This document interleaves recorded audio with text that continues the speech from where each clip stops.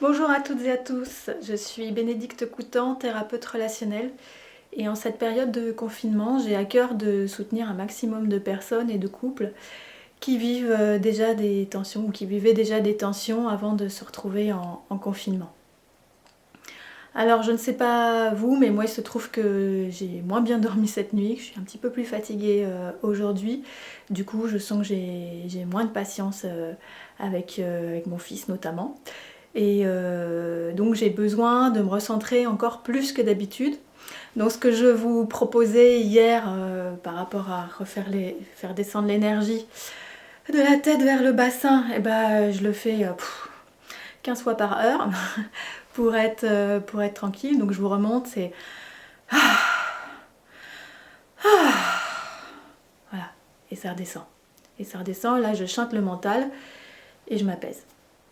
Donc ça me fait du bien, mais c'est vrai que quand on est fatigué, c'est beaucoup plus difficile d'en ressentir rapidement les effets, donc c'est important de le faire et de le refaire. Autre conseil que je me suis appliqué à moi-même déjà hier, c'est que je n'ai quasiment pas écouté les informations. Bon, la télé, moi c'est jamais, mais la radio là, encore moins. Pour pas rajouter de l'angoisse. De toute façon, les infos essentielles, on les a d'une manière ou d'une autre. Je me connecte de temps en temps à Facebook ou à d'autres réseaux. Et puis il suffit que j'écoute un bulletin d'information en fin de journée. J'ai les infos nécessaires s'il y a des choses nouvelles.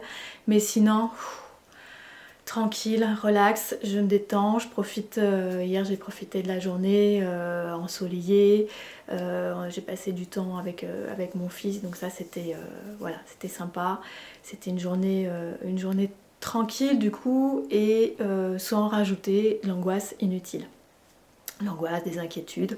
Voilà. Je pense qu'on a beaucoup à apprendre tous à vivre au jour le jour, heure par heure, voilà, et profiter d'un maximum de ce qui est bon, de ce qui nous fait du bien.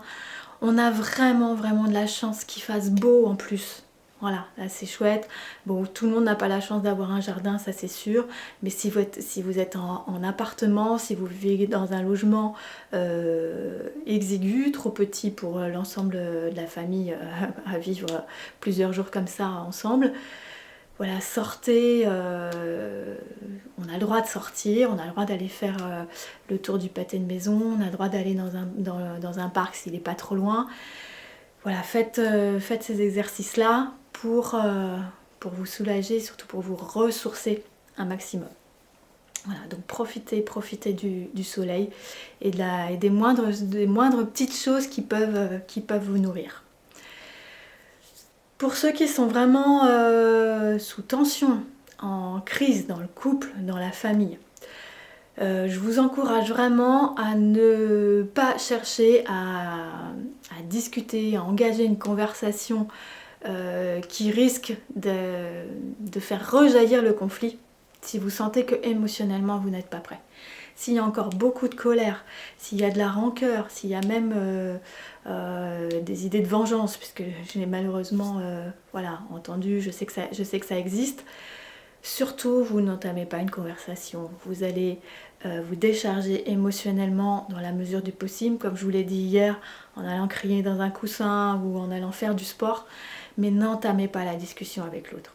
Ça sera possible que vraiment quand vous aurez décidé de faire du lien ensemble. Et c'est peut-être pas le moment d'entamer des grandes discussions quand on est en crise comme ça. En tout cas, si vous sentez que le ton monte, laissez tomber, arrêtez tout. Ça sert à rien d'aller au bout. Surtout, lâchez le j'ai raison, tu as tort. Et je sais que l'autre fait pareil. De toute façon, quand on est dans cet état d'esprit-là, il n'en ressort absolument rien. Donc oui, certains ont vécu des choses difficiles, oui, vous avez été blessé, oui, vous êtes en souffrance, ok. Mais le j'ai raison, tu as tort, ça ne fonctionnera jamais. Donc ça, vous laissez tomber. Vous gardez pour vous. Ça pourrait être repris, mais d'abord lâchez émotionnellement.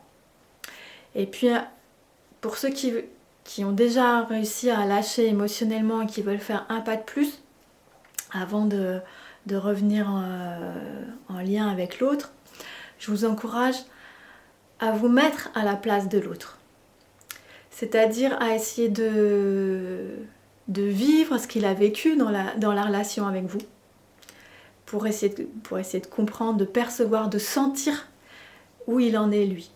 Et c'est pas question d'avoir raison ou d'avoir tort, c'est de comprendre où en est l'autre, qu'est-ce qui a fait que il vous a fait ça, qu'il vous a dit ça. C'est rarement à la base juste pour blesser. Alors oui, on le fait pour blesser, mais souvent c'est parce qu'on a déjà été blessé. Enfin, vous savez, c'est un espèce de ping-pong.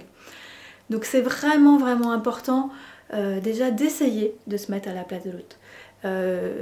Je donne cette image du 6 et du 9. Si vous avez devant vous le chiffre 6, si l'autre est en face de vous, je pense que vous avez déjà vu cette image souvent sur Facebook, l'autre voit un 9. Alors que c'est la même chose. Et la plupart du temps dans les conflits de couple, c'est exactement ce qui se passe. On a le conflit au milieu, c'est le même, et on ne le voit pas de la même façon. Donc essayez de faire cet exercice-là, déjà pour vous, pas forcément avec l'autre, mais déjà en vous. Et je vous encourage à le faire avec votre corps, c'est-à-dire que vous pensez à la situation, visualisez-la. Vous pouvez mettre par exemple un coussin devant vous qui matérialise votre problème avec votre version. Et puis après, vous tournez. Voilà, je le fais là, j'ai pas mon caméraman pour me suivre, mais vous tournez autour, vous allez de l'autre côté du coussin et vous vous mettez à la place de votre conjoint pour essayer de comprendre ce que lui il vit. Voilà, ça c'est une étape.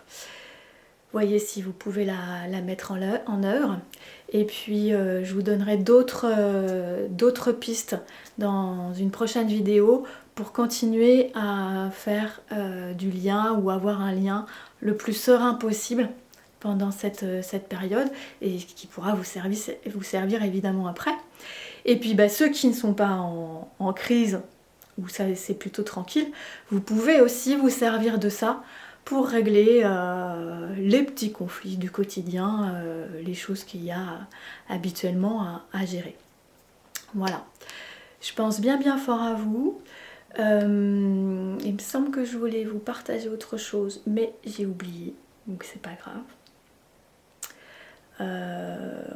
Oui, je voulais vous dire que je vais essayer de faire aussi des vidéos avec d'autres professionnels pour vous apporter d'autres points de vue, d'autres visions, d'autres conseils, que ce soit de bien-être ou liés à des problématiques de couple ou autres. Voilà, donc je pense que dans des prochaines vidéos, je ferai également ça avec d'autres professionnels. Voilà, qu'est-ce que je voulais... Si, il y avait une autre chose, parce que hier j'ai parlé des personnes qui vivent des violences conjugales. Je vous ai donné le numéro du 3919. Donc le 3919 est toujours disponible. Par contre, les équipes sont allégées. Donc ils font ce qu'ils peuvent pour répondre, mais il est possible qu'on ne puisse pas les joindre aussi facilement que d'habitude. Donc le ministère de la santé et du droit des femmes a envoyé une directive. Je vais essayer de vous mettre le lien en dessous de cette vidéo. Et donc vous pouvez aussi contacter le 17 parce qu'il y a des gendarmes qui sont formés, très bien formés, pour accompagner les personnes victimes de violences conjugales, que ce soit hommes ou femmes, parce qu'on sait, il y a effectivement beaucoup de femmes, mais il y a aussi des hommes. Donc notez-le, soit le 17, soit le 3919, parce que c'est pas parce qu'il y a du confinement que vous devez subir sur du long terme les violences. Voilà. Vous pouvez contacter ces numéros-là. Et même chose pour les enfants, il y a toujours le 119, parce que les enfants qui subissent des maltraitances, c'est encore plus rude en ce moment avec le confinement. Donc si vous êtes témoin en tant que voisin de choses, n'hésitez pas non plus à les contacter parce que les enfants auront peut-être sans doute des difficultés à composer ce numéro. Voilà pour les infos urgentes. Bien, je vous souhaite le meilleur possible en ce moment. Et puis je vous dis à très bientôt. Ciao ciao.